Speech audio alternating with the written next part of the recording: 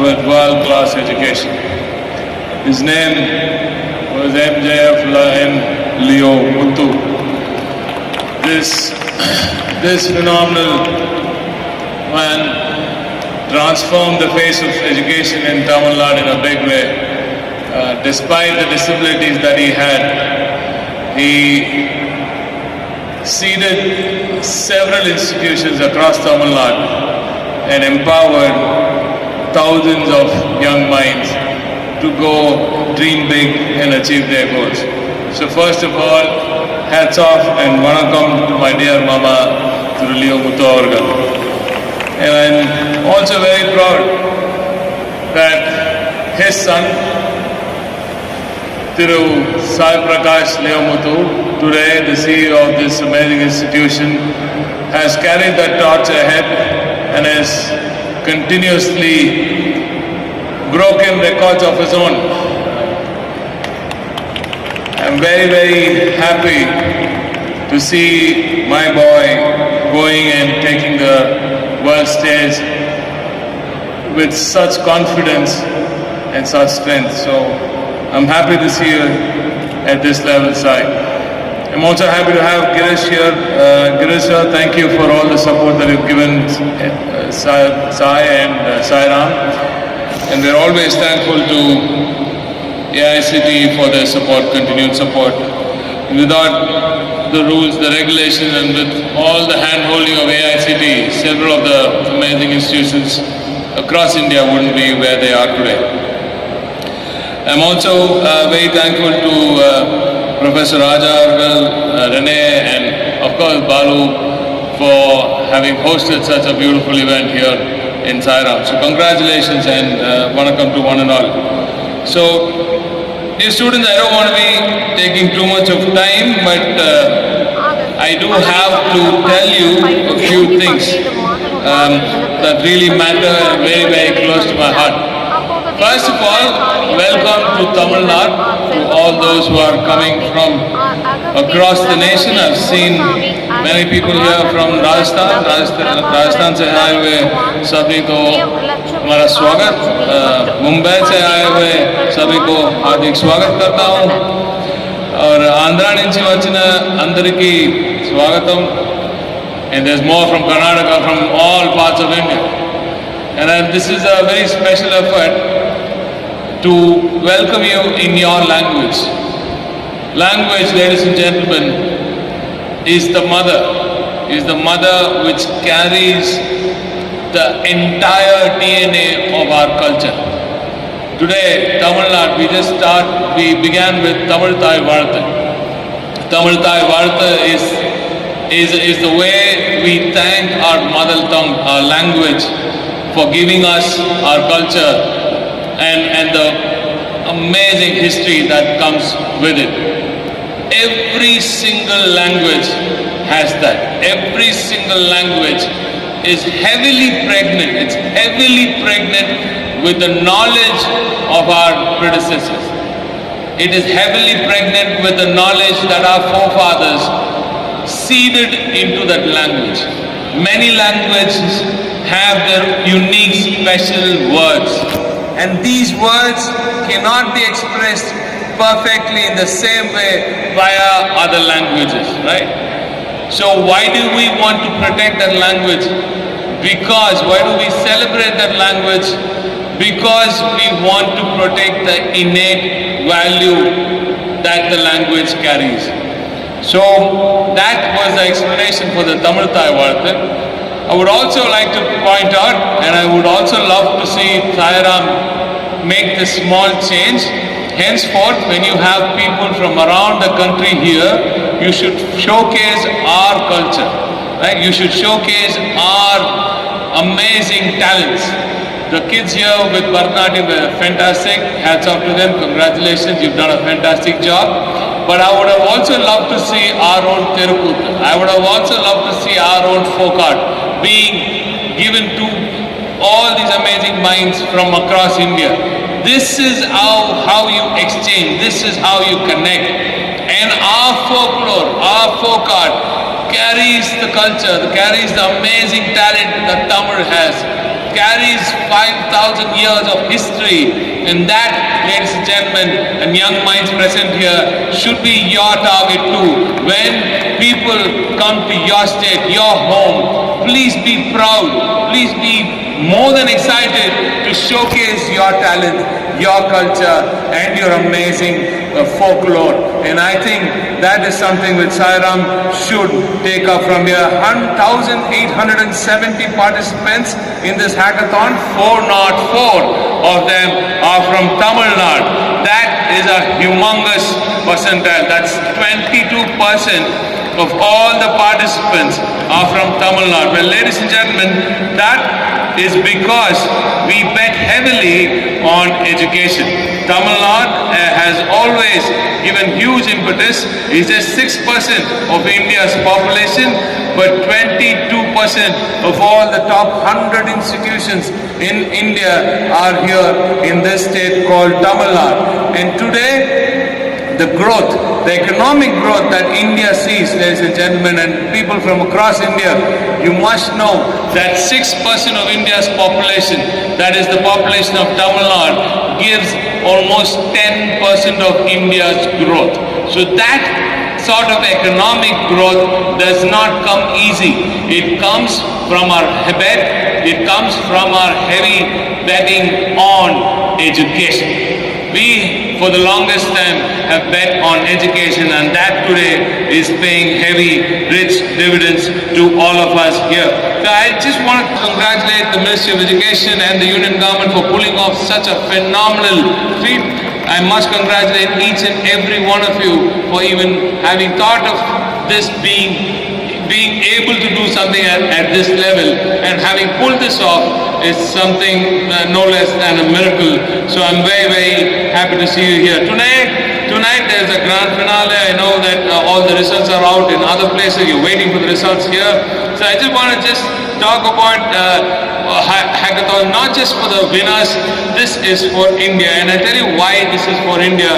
And I want all of those, not just the participants, all of those sitting in the terraces there, all those from the hostel here, to please listen in and try and get something worked out for the future of not only India but also for Tamil Nadu. What should a good hackathon actually produce is what it should actually produce 5 outcomes. And this is all which I think is the right direction, but there might be other options that you're looking to. The first one is a national network of problem solvers.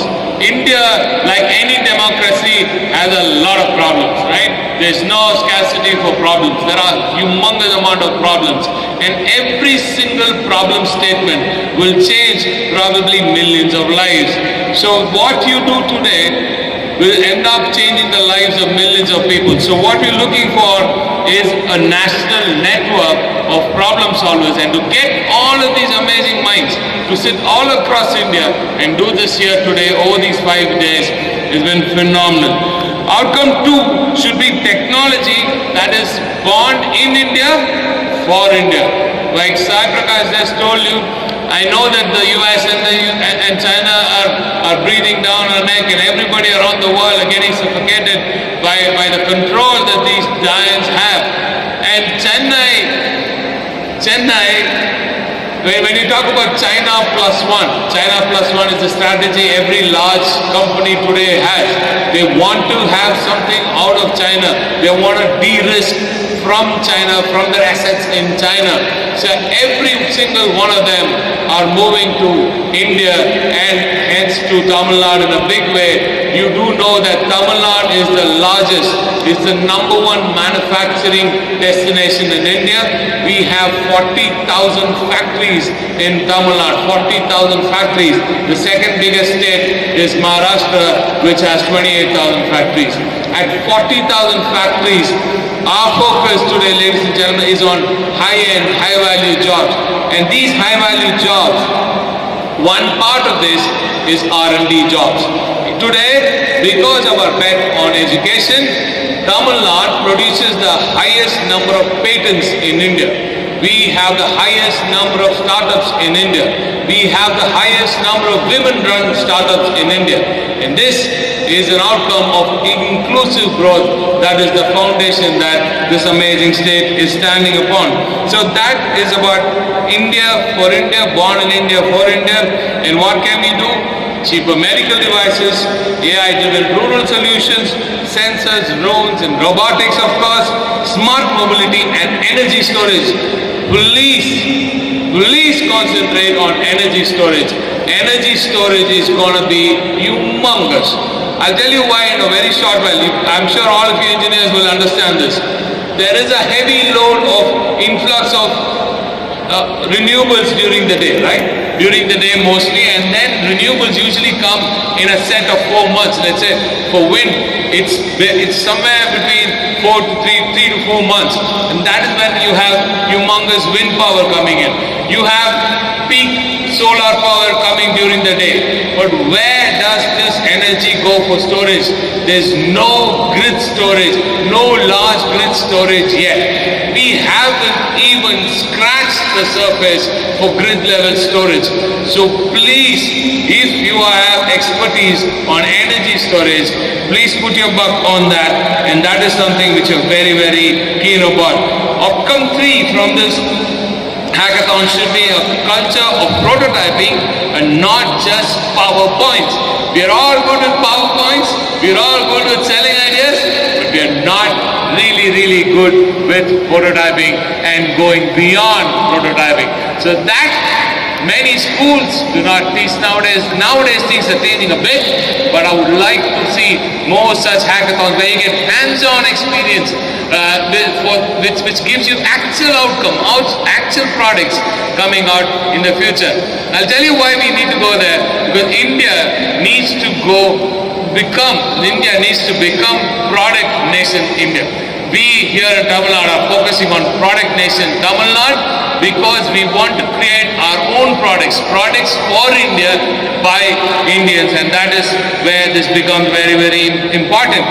And the fourth outcome would be confidence. Humongous confidence building measure. You know what you've done here on your table. You know you're right, you're wrong, you're sort of iffy about it, but then you know that you can actually get to that level at least. What you try doing here, the first learning that you get out of this is the confidence to do things and the confidence to fail. The confidence to fail is key, because you should not be flustered by failure. The confidence to learn from failure is extremely key. If you fail, do not fear failure. Without failure, there's never big success.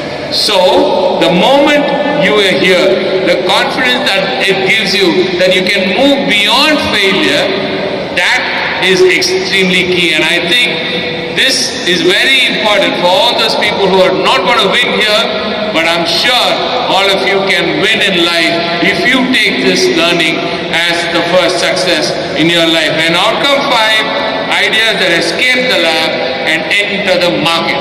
It should never stay with product. Please do not look at all your project work as just lab work. Please look at each and every single project work as your life's work.